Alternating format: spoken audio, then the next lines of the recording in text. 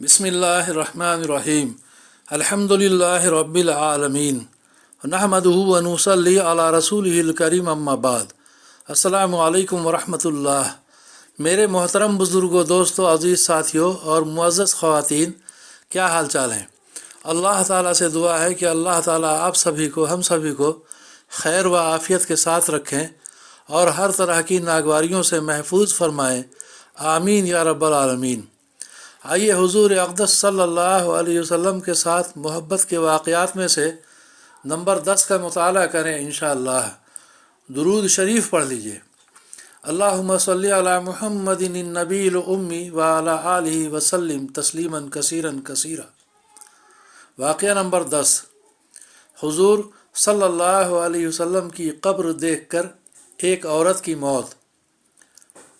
उम्मुल मोमिनीन हज़रत आयशा सिद्दीक़ा रज़ी अल्लाहु अन्हा की खिदमत में एक औरत हाजिर हुई और आकर अर्ज़ किया कि मुझे हुज़ूर अक़दस सल्लल्लाहु अलैहि वसल्लम की कब्र मुबारक की ज़ियारत करा दो। हज़रत आयशा रज़ी अल्लाहु अन्हा ने हुजरा शरीफ़ा खोला।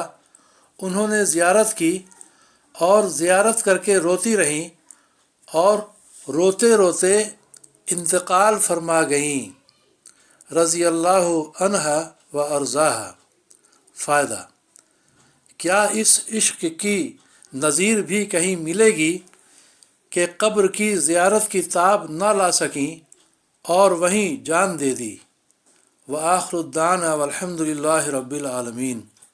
अल्लाह ताला अपनी और अपने महबूब सल्लल्लाहु अलैहि वसल्लम की सच्ची मोहब्बत हम सभी को, आप सभी को अता फ़रमाए और दीन की सही समझ बूझ के साथ सही दीन पर चलने और अमल करने की तौफ़ीक़ अता फ़रमाए।